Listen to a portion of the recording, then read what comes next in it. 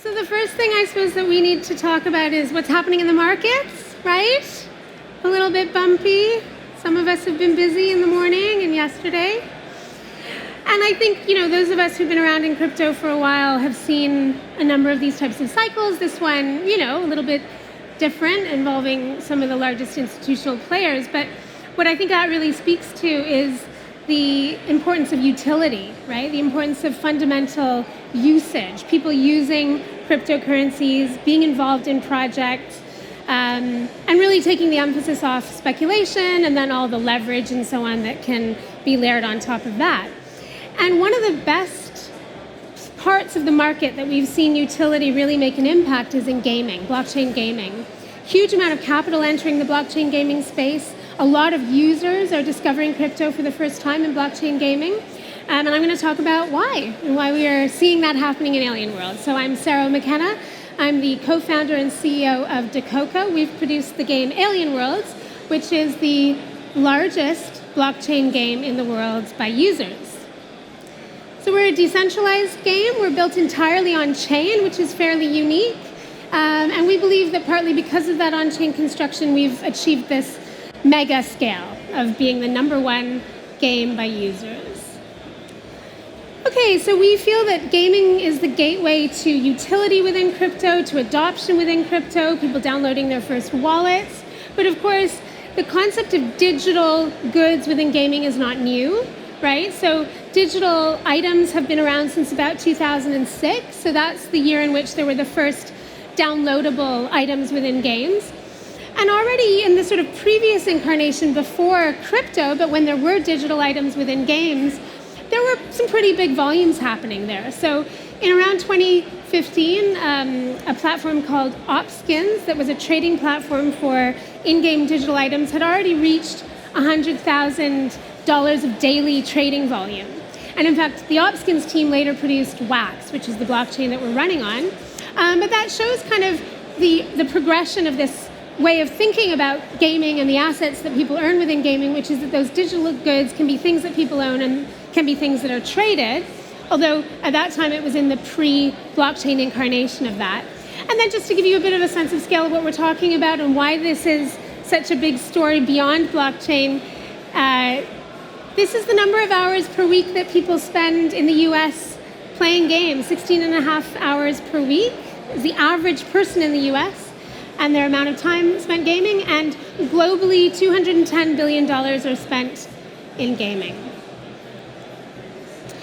Okay, so I'm just going to set the stage a little bit with another concept, which is the metaverse. So the metaverse is the context within which a lot of blockchain gaming is happening. This is a 15-minute talk, so we're not going to get too deep into sort of metaverse theory.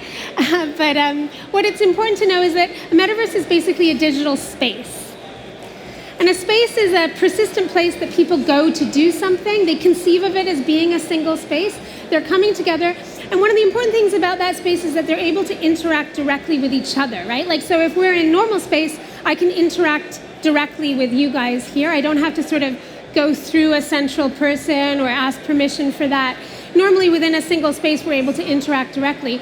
And that's also one of the features of the digital space that is a metaverse, is that people are able to interact directly with each other. And one of the best things that blockchain technology enables us to do is that kind of direct peer-to-peer interactions, right? Without making recourse to a central intermediary. Okay, so we define a metaverse, which again, we're talking about blockchain gaming, so we're talking about the metaverse because these two concepts are interrelated. The metaverse is the space in which a lot of blockchain gaming is happening today.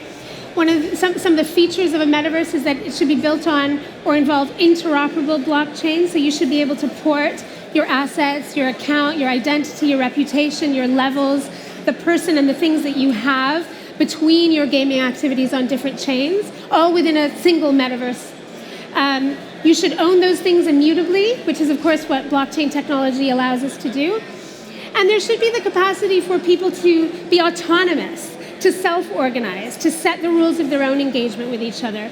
And this is the really key thing that we're introducing to the whole space. So I was mentioning that Shane and I used to bump into each other when we were block producers and building this DAC technology, and we're now building this exactly same technology. We call it DAOs now. that's what this part is, DAOs, enabling self-organization for groups and communities. So people coming together on a blockchain are DAOs. And we see the DAO as the differentiator for the metaverse proposition. So there are metaverses arising in the world today that don't have DAOs or don't foreground DAOs. We really see that as a missed opportunity. And, we think that DAOs are fundamental to what the metaverse can do, because a DAO is a way for people to come together on-chain.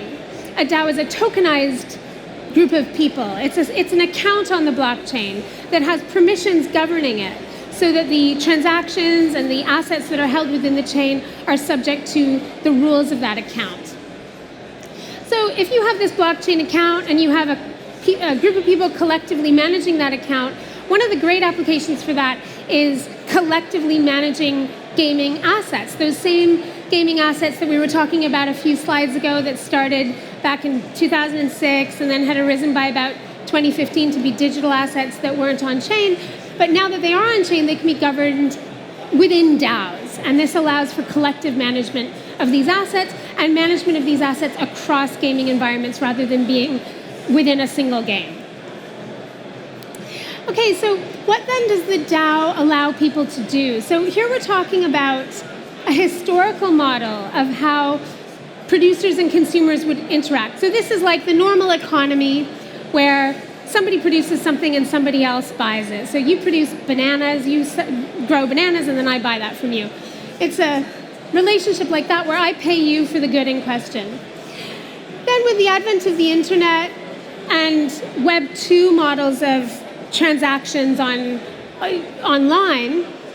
what we saw was that we did have a sort of second important thing, or third important node arising, which was content creators who were hyper important within the system. But they did not have co-ownership of the system, right? So in this case, the producer would be the platform owner, like Facebook or Google. In this case, the consumer would be actually all the people that were giving meaning and value to that platform. You, by posting your photos and all of your comments, were giving that platform value, but you didn't own any of that, right? You were just giving up that value, and in fact, you were being monetized through advertising. And the best that you could hope to do if you wanted to monetize that situation was to become an influencer, like the best content sharer, but you still didn't have an ownership position. What's happened with the advent of the DAOs, so this way of managing people and assets on a blockchain, is that we have this, so what we had a sort of straight line turning into a semi-triangulated system but without ownership, we now have a circular relationship, okay? So people are on the same level. Everyone is a co-owner of the system because it's being described by the tokens of that system. Now, not everybody might have the same ownership, right? So DAOs are stake weighted. That means that if I have more tokens, I have more of a say in what happens, and that's for lots of reasons, mainly around security and securing the DAO and ensuring that decisions are being made by people who have a lot of investment in that system. But so it doesn't necessarily mean that everybody owns the same number of tokens and therefore has the same say, but they're all on the same level, right? Nobody has a sort of preferential type of role within the system. Everybody is a co-owner on the same terms. It's just some people might own more of the system than others because they put more into it. So I think you can, even if like a lot of the detail here is not something you want to take in, I think what's interesting is that we've moved from a linear to a triangulated to a fully circular model of co-ownership and managing of assets. And I think probably most of us can see that that's likely to involve a lot more people caring about the outcome of what's happening in the system and a lot more people wanting to drive the value of that system forward. Okay, so talking about Alien Worlds, my project a little bit. So we're on 3 chains. So we're an example of a metaverse that is operating within interoperable blockchains. There's more work to be done in terms of interoperability, but the token is interoperable between the 3 chains. Our fungible token Trillium sees around $10 million of daily trading volume.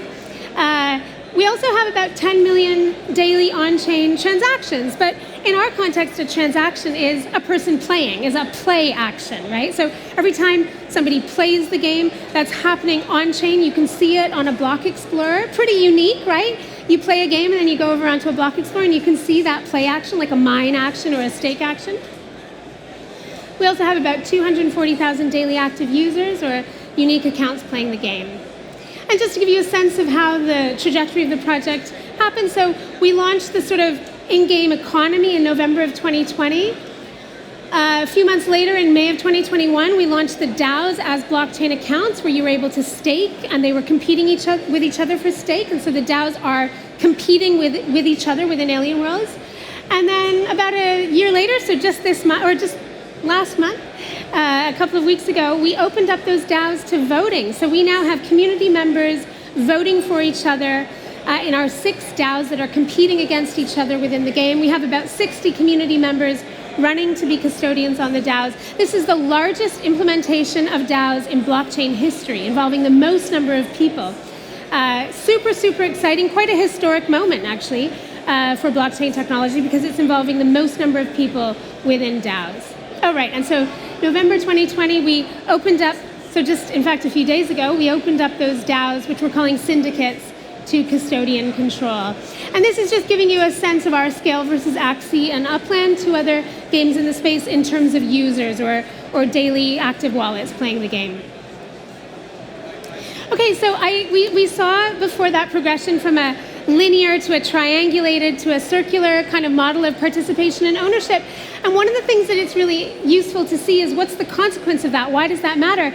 Well, it means that everybody is building the system together. So in our case, that's my company that I'm the CEO of, Dacoco. But we have other game developers that are not connected to Dacoco who are building products, services, and games into the Alien Worlds metaverse. We have our DAOs, right? So these 6 on-chain planet entities. And we also have a Galactic Hubs Fund and other developers. All of these parts of the community are building games, lore, tools, and events. And they're building it because they're financially incentivized to do it. They're part of something. They own the tokens together. It's not just my company working away to try and develop all of the IP, the games, the content, the events. All of us together are doing that. And that's incredibly significant in terms of gaining scale, but also in terms of maintaining a highly vibrant, innovative environment.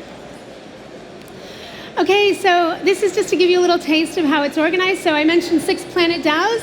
These are our 6 planet DAOs. These are actually kind of real maps. So these show the land on the 6 planets. Land is our NFTs in our metaverse. And you mine on these 6 planets. So you select the little piece of land that you want to mine on. And then you earn the fungible token, Trillium, which you then stake back into the planets that gives you voting rights on that DAO. You can run to be a custodian yourself. So each of these is governed by a council that's voted constantly by the members of that DAO. And then each of these DAOs, so these are planets, but they're DAOs, they control the planet treasury. So that's a treasury of Trillium. It could also hold other types of cryptocurrencies that are interoperable with it. And so the custodians, the player-elected councils of those treasuries, govern those treasuries and can allocate them to the purposes that the community wants.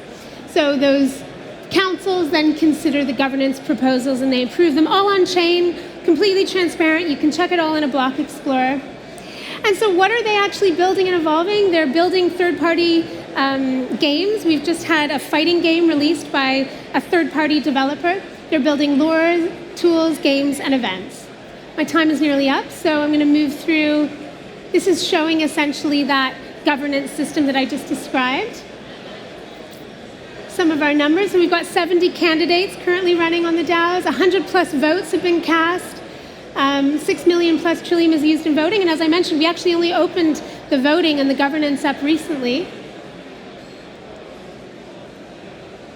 And I think the main thing is that I'd like to encourage you all to become a custodian. So this is really a unique moment in blockchain history because this is the biggest implementation of DAOs to people that we've seen in history. Any one of you can become an elected custodian. Go to play.alienworlds.io and be part of this moment in blockchain history.